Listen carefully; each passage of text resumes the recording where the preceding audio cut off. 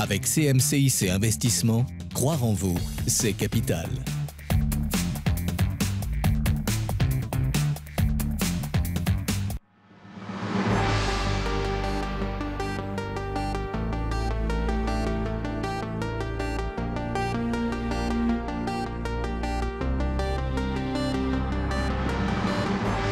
Bonjour, très heureux de vous retrouver dans Réussite d'entreprise. Après plus de 35 ans de vie d'entrepreneur, il a pris la plume pour raconter le journal de bord d'un patron, un entrepreneur dans la crise, paru aux éditions François Bourin.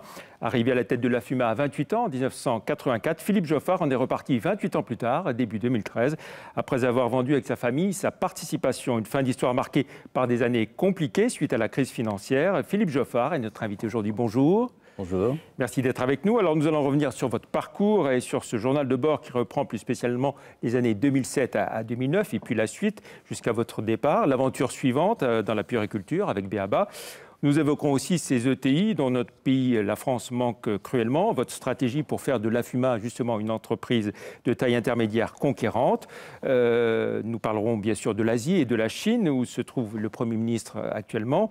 Je sais que vous y êtes très sensible. Vous nous direz aussi ce qu'est votre vie aujourd'hui d'investisseur.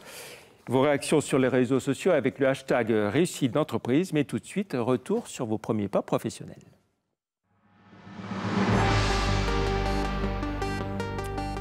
Philippe Joffard, vous devenez majeur en 1974, quand Valéry Giscard d'Estaing abaisse la majorité de 21 à 18 ans. Et vous vivez ces années d'étudiant avec bonheur et un sentiment de grande liberté, vous le dites? Oui, c'est vrai, je suis à Paris. Je viens de passer mon bac en 73 à Toulon. Donc, mais j'ai toujours gardé un lien lyonnais, si je puis dire, parce que mon père était descendu dans le Midi, il était médecin. Et il était descendu dans le Midi pour être d'abord interne, puis assistant, puis chef de clinique, chef de service, dans un hôpital qui est dans la presqu'île de Gien, qui s'appelle René Sabran. Donc du coup, on a quitté Lyon quand j'avais 5-6 ans, et j'ai fait ma scolarité dans le Midi. Bref, je passe mon bac à Toulon, je monte à Paris. Voilà, les études de droit. Études de droit à Nanterre. Et l'enfance un peu dans la Drôme Enfance, oui. Enfin, je redescendais l'été dans la maison familiale de mes grands-parents, les FUMA, dans la Drôme. J'allais aussi à Tahiti, parce que ma mère avait épousé un marin, parce que mes parents étaient séparés, et donc qui avait pris sa retraite après avoir été préfet maritime à Toulon, avait pris sa retraite à Tahiti. Donc je partageais, c'était assez génial d'ailleurs, entre Tahiti et la Drôme. Est-ce que tout l'univers familial était tourné vers l'entreprise La FUMA, qui avait été créée par 3 frères, dont votre grand-père? C'est vrai que la séparation de mes parents m'a amené à me rapprocher de mes grands-parents maternels, La FUMA. Donc, et du coup, étant dans la Drôme avec une maison qui était pratiquement en face de l'usine, j'allais chercher mon grand-père, on faisait toujours un tour de l'usine, il me montrait les derniers produits, etc. Ça a sans doute été le début de ma vocation. En tout cas, ça a été la proximité avec ce grand-père qui, pour moi, a été majeur. Il fait partie des hommes qui m'ont marqué. Bien sûr. Alors, vous commencez dans le conseil au sein du groupe Bossard à Paris. Alors oui, enfin, donc je termine mes études, service militaire, etc. J'en parle d'ailleurs rapidement dans ce livre parce que je l'ai fait comme EOR, donc j'ai incorporé ma section, donc ça a été assez important. Le fait que ça fonctionne bien, que j'apprenne à travailler avec les sous-officiers a été pour moi important après quand j'ai dirigé des usines avec des hommes et des responsables d'ateliers, d'usines qui étaient parfois plus compétents que moi, mais qui en même temps cherchaient en moi un homme de décision, d'analyse, synthèse. Donc je cherche et finalement j'hésite entre plusieurs sujets et j'ai la chance de rencontrer les Bossard, c'est-à-dire qui étaient 2 frères qui avaient créé le cabinet Bossard. Groupe de conseil, Jean, groupe de consultants, conseil en organisation. Et là-dessus, double chance, non seulement j'intègre Bossard, mais Yves, qui quitte la direction générale en charge du consulting, crée son propre cabinet, l'Européen de Management, et embarque avec lui un certain nombre de consultants, tout en travaillant exclusivement ou quasiment exclusivement pour ses clients, qui étaient des anciens clients Bossard ou des clients Bossard. Et du coup, j'ai eu la chance de travailler avec un des papes du conseil en France, Yves Bossard. Donc d'abord, ça a été une formation exceptionnelle. Et puis Yves, à un moment, quand il apprend mon lien avec la société familiale, le fait que la société à ce moment-là rencontrait des difficultés, donc je le fais d'ailleurs intervenir, et parmi ses recommandations, il me dit « mais Joffard, reprenez la direction de l'entreprise, allez-y ». Donc, et ça, c'est ce qui a déclenché. Bon, il y a eu un certain nombre de circonstances favorables et difficiles, mais Yves a été déterminant dans ma décision de rejoindre l'entreprise, ce que j'ai fait donc en mai 84. Alors ce qu'il faut dire, c'est que quand vous arrivez, la FUMA est quoi, presque au bord du dépôt de bilan. C'est ça, en fait j'arrive pour déposer le bilan en 84. Je redresse la société avec d'ailleurs l'aide majeure de Bruno Sapin qui a été nommé administrateur judiciaire et on fait un travail très rapide puisque en moins d'un an la société repasse in bonis et propose un apurement de son passif. Alors, retour sur l'histoire de la FUMA, une entreprise spécialisée dans tout ce qui est matériel de camping, le marché de l'outdoor et une marque très connue des Français. Alors, une des marques majeures sur deux produits, le sac à dos et le mobilier de camping. Donc, c'était un moment, en effet, plus difficile avec le début de la concurrence de pays à main-d'œuvre bon marché. Donc, il fallait à la fois restructurer l'entreprise et la redynamiser par les produits et engager un développement international, ce qui a été fait, en fait. Voilà, votre stratégie, voilà, elle tourne en quelques mots, hein, internationalisation, innovation, diversification produits. L'international, très vite, vous allez implanter la FUMA en Asie. Alors ça, c'est dès 89, donc 84, 89, donc 5 ans où on réorganise, on délocalise d'ailleurs une partie de la production, on lance des nouveaux produits avec un produit majeur comme le sac écolier, puis après le lancement du vêtement. Et en 89, on va en Asie. On va en Asie pour deux raisons, à la fois pour maîtriser notre sourcing, et donc l'approvisionnement de certains produits, et aller à la conquête de marchés. Et on a eu deux pays majeurs qui ont été la Chine, avec d'abord Hong Kong, puis après la Chine continentale, et puis le Japon, dont je parle plus précisément, mais le Japon a été jusqu'à représenter 15% du chiffre d'affaires du groupe. Je disais innovation, diversification, donc vous l'avez évoqué, vous vous lancez dans les cartables notamment, entre autres. Dans les cartables, on apporte évidemment la maîtrise de l'ergonomie du sac à dos, la résistance, la solidité, etc. Et puis après, bon, l'autre diversification majeure, ça a été le lancement du vêtement, puis de la chaussure. Et puis après, ça a suivi, c'est-à-dire ça, c'était le développement de 84 à 95. Et en 95, on reprend deux sociétés complémentaires, Millet à Annecy, qui apportent le pôle montagne et un pôle plus outdoor, chasse, avec la reprise de la marque Le Chameau. Et on fera d'ailleurs avec les deux la même chose. À partir généralement du sac, on développe d'autres produits comme le vêtement et la chaussure. Voilà, donc le groupe La FUMA, un ensemble de marques importantes, hein, connues, réputées, donc vous l'avez dit, Millet, Le Chameau. Il y aura aussi Eder, Oxbow. Il y aura Eder au début des années 2000, donc d'abord Oxbow en 2005, puis Eder en 2008. Avant, on s'introduit en bourse en 97, donc c'est ce qui nous permet aussi d'avoir plus de moyens. On avait fait entrer différents actionnaires, AXA, Ciparex. Mais l'introduction en bourse a été un élément d'accélération majeur. Est-ce que vous êtes allé trop loin dans la diversification En fait, on peut refaire l'histoire, oui, parce qu'en effet, quand on a la crise financière que nous avons subie a été d'autant plus rude que nous l'avons. Elle est arrivée quelques mois après la reprise d'Eder. En fait, pour être concret, on a repris Eder en juin, donc on s'est pris la dette d'Eder, parce que la société n'allait pas très très bien. Donc une partie de la dette d'Eder et le besoin de fonds de roulement. C'est-à-dire en fait, comme on l'a repris en juin, Eder c'est les produits de ski, donc il fallait forcément acheter la collection de l'hiver qui allait arriver. Et nous clôturions nos comptes au 30 septembre, donc et au 30 septembre on a en effet on n'a pas eu un respect d'un élément bancaire. Et ça c'était septembre 2008. Quelques jours après Lehman Brothers. C'est-à-dire d'une négociation relativement simple, si je puis dire. On l'a fait dans un moment très particulier. On a été parmi les premiers, d'ailleurs, à inaugurer ce type de négociation en pleine crise financière, mais qui était aussi une crise bancaire. Donc moi, ça m'a beaucoup marqué. Bon, j'ai négocié, on a passé le cap, mais je dois dire que je suis sorti de là en regardant à la fois mon entreprise, que j'aurais voulu plus dynamique face à la crise, et puis en même temps, bon, la relation avec les banques en général, de manière différente. Et c'est là que porte donc votre journal de bord, hein, d'un patron sur ces années 2007 à 2009. Alors, sur cette réaction des banques, elles n'ont pas toutes réagi de la même façon. Absolument, mais si on doit résumer, en gros, si vous faites des résultats moins bons que ce qui était prévu, nous revoyons nos conditions et finalement, ça coûte plus cher à l'entreprise. Oui, surtout au moment où elle devrait être aidée, accompagnée, C'est un peu particulier quand même. Il faut renégocier l'intégralité de la dette. Donc il faut se refinancer, parce que l'intégralité des dettes moyen à long terme se retrouve éventuellement à court terme. Donc c'est une renégociation globale, et une renégociation globale dans une situation un peu tendue, forcément, ça coûte un peu plus cher. Ce journal, je l'ai écrit, j'avais commencé avant la crise, parce que je pense qu'il faut... il y a un moment, il faut toujours être en accord avec soi-même. Donc, il y a des moments où on sent que les moments sont un peu plus tendus, un peu plus particuliers.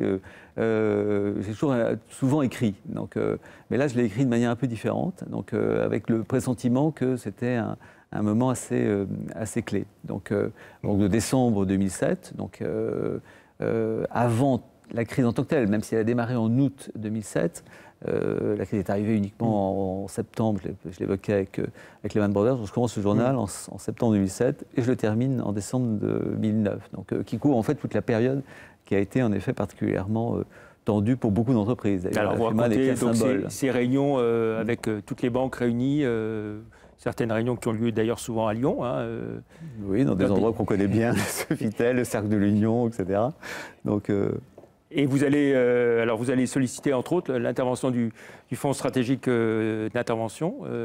Oui, alors donc à un moment, donc on cherche à ouvrir le capital, à renforcer le capital. Donc il y a une rencontre avec le FSI, qui était l'ancêtre, si je puis dire, de la BPI, mais c'est finalement la Caisse donc qui prendra une participation chez la FUMA. Enfin, c'est le directeur général de la Caisse des dépôts, hein, Augustin Andromanet, qui vous appelle en personne et qui vous dit si le FSI n'y va pas, c'est la Caisse qui ira en direct. Ouais, je la prends par Jérôme Gallo, mais en fait, parce que avec la rencontre avec le FSI, il se passe un peu moins bien que prévu, parce que le dossier avait été suivi par la Caisse, et la Caisse y croyait. Et le FSI, qui venait d'être créé peu de temps avant, était, etc. Donc, et là-dessus, Jérôme Gallo en me disant, de la part d'Augustin Andromanet, si le FSI ne fait pas, la Caisse fera. Et alors, vous allez avoir aussi l'appui de François Fillon, Premier ministre à l'époque, hein, de Nicolas Sarkozy, qui va venir en personne au siège de la FUMA à Néron. Ça, c'est pas un soutien personnel, je veux dire. Oui, non, mais je veux dire... il passe dans la groupe, mais en l'occurrence, il décide de rester 3 heures dans l'entreprise, à la fois pour avoir une réunion de travail avec les banquiers, à laquelle je ne participais pas, et en même temps une visite d'usine. Alors c'est vrai que ça a été assez emblématique, parce que la Caisse venait de prendre sa décision, et ça a conforté, voilà, ce qui fait que... Ça a été en effet une rencontre assez passionnante, parce qu'il y avait 4 ministres qui accompagnaient, etc. Et j'ai trouvé d'ailleurs en Fillon un type qui s'intéressait véritablement aux entreprises. Alors que le redressement de l'entreprise est engagé, et se passe plutôt pas trop mal, hein, même plutôt bien, va se poser la question de l'avenir capitalistique de la FUMA. Et vous, là, vous optez plutôt pour une solution de vente à un partenaire coréen. L'affaire est éventée et ça va capoter. Alors 2 ans, 3 ans se passent, puisqu'on se retrouve là, on passe de 2009 à 2012, fin 2011, donc clairement l'actionnariat de la FUMA est trop éclaté. Au passage, la Caisse elle-même n'a plus de dirigeants, puisque avant les élections de 2012, mai 2012, Augustin Andromanet part, et il avait été décidé que ce serait le nouveau président, si tant est, ou en tout cas celui qui serait élu, qui renommerait le directeur général de la Caisse. Donc je trouve un moment de flottement. L'actionnariat avait quand même été un peu secoué par la crise. Donc bref, je considère que le capital de la FUMA est ouvert. On a différentes propositions qui arrivent. L'actionnariat, le conseil d'administration n'est pas vraiment d'accord pour l'étudier de la même manière. Je raconte tout ça, voilà. C'est l'épilogue. Et en effet, une fuite sort dans une lettre confidentielle.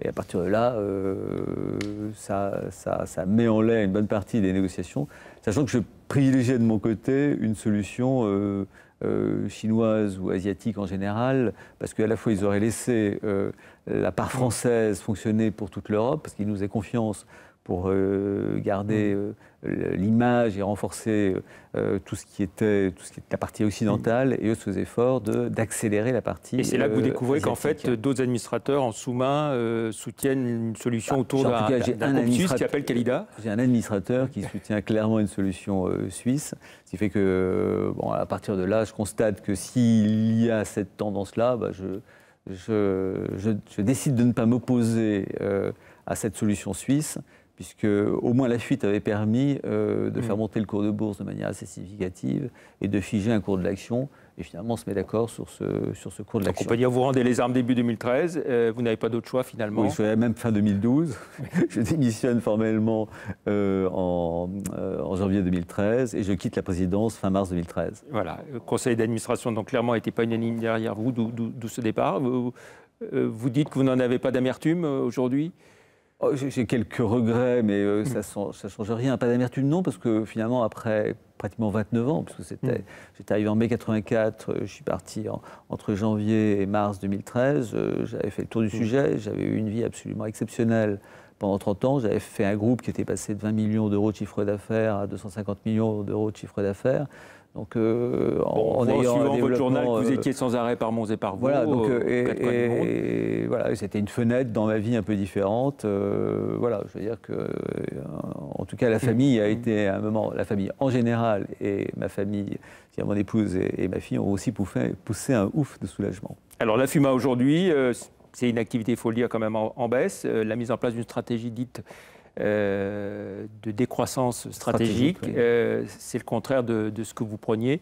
Un commentaire? Oui, c'est la raison pour laquelle dans ce livre, d'ailleurs, je l'apprécie pour un certain nombre de raisons. J'espère que d'autres l'apprécieront d'ailleurs. Mais quand il a été édité 5 ans après mon départ, ça m'a permis d'ailleurs d'aller à Anneyron et de rencontrer, de faire des signatures, de rencontrer d'anciens salariés et de m'expliquer. Parce que quand je suis parti en janvier 2013, le jour où j'ai démissionné, le lendemain, il y avait la fête annuelle de la FUMA, enfin une fête du moins, classiquement les vœux, etc., où je parlais, où je faisais un peu le discours de l'Union, avant, après, ce qui allait se passer.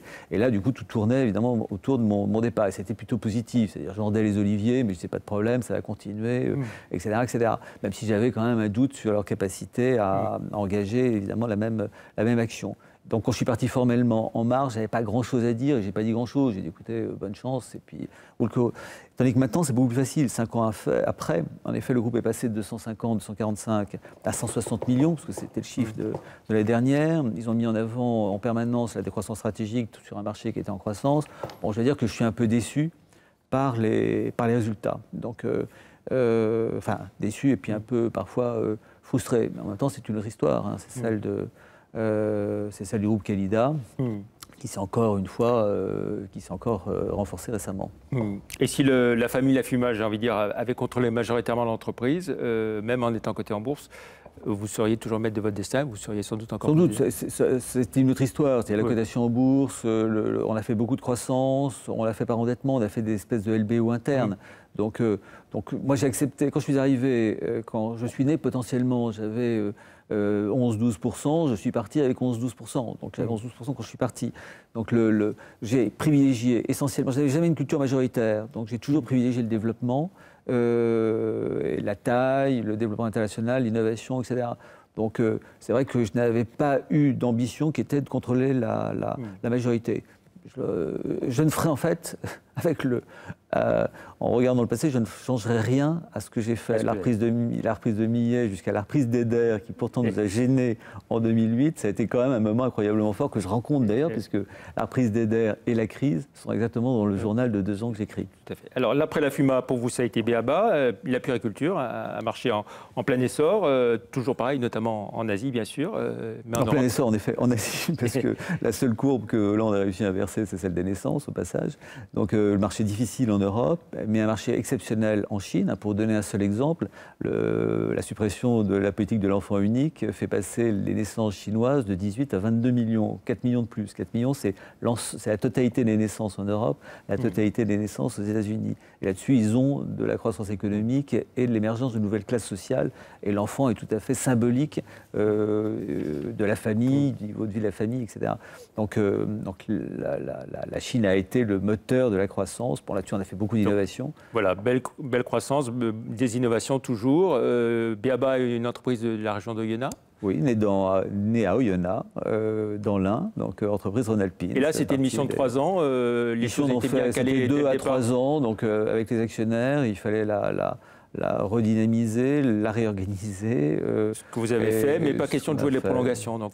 Non, parce qu'en fait, pense que la mémoire d'ailleurs d'Anne Bergrès chez La Fumasse, c'est peut-être d'être resté peut-être trop longtemps. Donc, parce que j'aurais peut-être joué l'histoire différemment. Donc maintenant, j'essaye d'être plutôt sur les histoires courtes, même si mon âge le suggère définitivement. Vous êtes encore jeune. Un mot sur les ETI, hein, ces fameuses entreprises de taille intermédiaire. On en parle beaucoup, on dit qu'on en manque en France par rapport à l'Allemagne, par rapport à même l'Italie.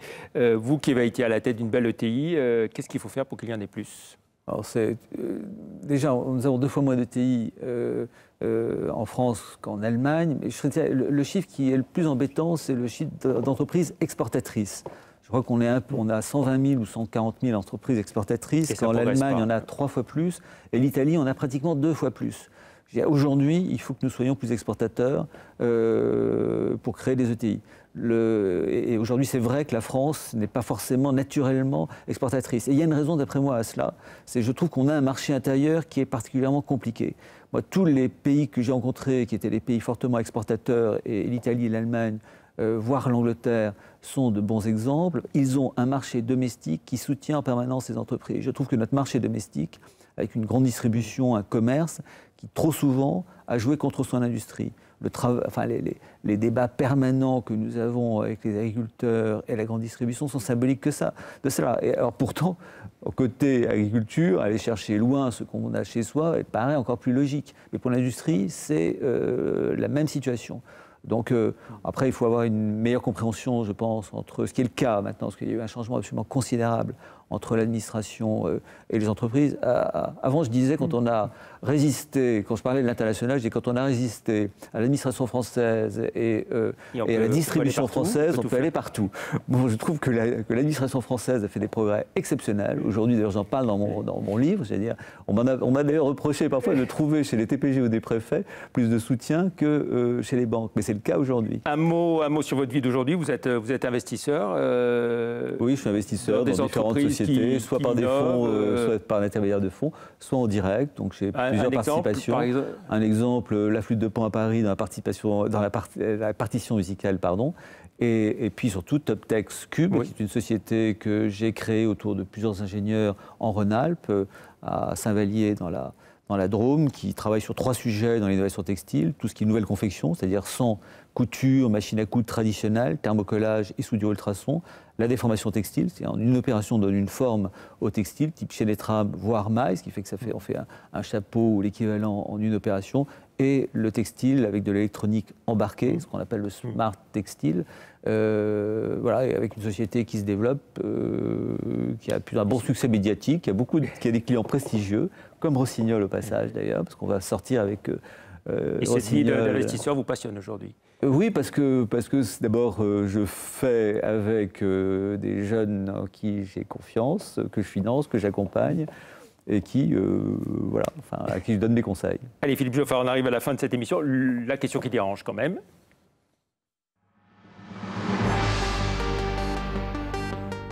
Alors, si je ne me trompe pas, Philippe Geoffard, vous avez été journaliste au tout début de votre carrière, au moins pigiste, pour le compte du journal Minute, un journal d'extrême droite. Vous ne le dites pas dans votre livre d'ailleurs. Est-ce que vous considérez que c'était une erreur de jeunesse? Non pas le métier, mais le titre auquel vous avez collaboré. Alors, j'étais pigiste, en effet. Ce n'est pas une erreur, parce que si je ne me reconnais absolument pas dans l'extrême droite, et si je ne me suis jamais reconnu dans l'extrême droite, en revanche, je me suis parfaitement reconnu dans la formation de journaliste.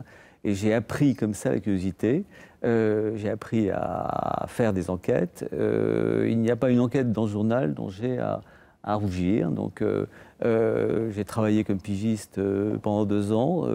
En plus de Bossard, ça complétait mes revenus de fin d'étudiant. Et je pense que j'ai appris entre autres à écrire et ça m'a aidé pour faire ce journal. Pour ce livre. On finit par le questionnaire de Proust. Quelques questions plus personnelles.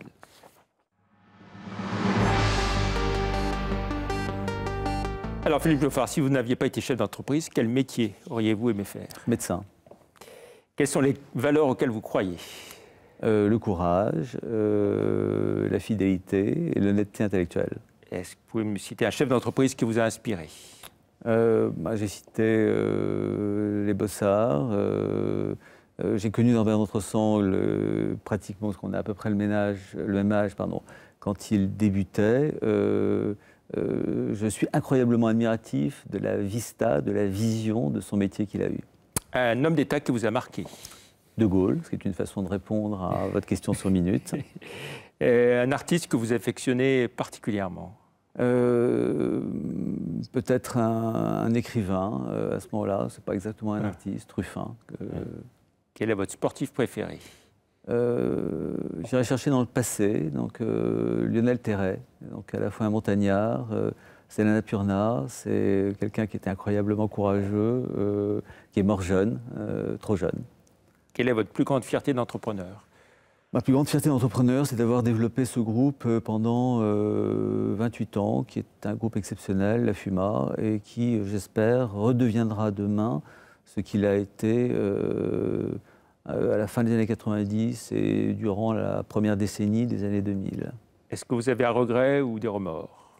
Non, j'ai été inspiré par des personnes majeures, comme mon beau-père, qui était compagnon de la Libération, donc un des premiers chefs d'escadrille de la France libre. Donc, et je pense qu'il a participé à mon éducation. Et je pense qu'il s'est toujours reconnu dans ce que j'ai fait. Et je pense qu'il serait fier, même s'il nous a quittés depuis plus de 20 ans, de ce que j'ai fait, après même son départ. Votre principale qualité, votre principal défaut? Je suis impatient. Principale qualité, c'est peut-être la volonté.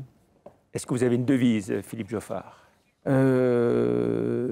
Imaginez, je n'ai pas de devise en tant que telle, je pense que c'est, mais ce serait, si je devais résumer, ce serait imaginer, toujours vouloir. Et un message à un jeune créateur d'entreprise qui se lance? C'est être imaginatif et toujours vouloir, parce que c'est un engagement, rien n'est plus difficile que l'entreprise, c'est fait de déception. Vous savez, il y a une formule d'Umberto Eco que j'aime bien, qui avait dit « Yes, oui, un optimiste inquiet ». Et c'est tout à fait moi, et je pense que pour être un chef d'entreprise, il faut être à la fois optimiste, mais en même temps inquiet. Merci beaucoup Philippe Joffard d'être venu dans Réussite d'entreprise. Prochain rendez-vous, mercredi 25 juillet à 19h. Merci, au revoir.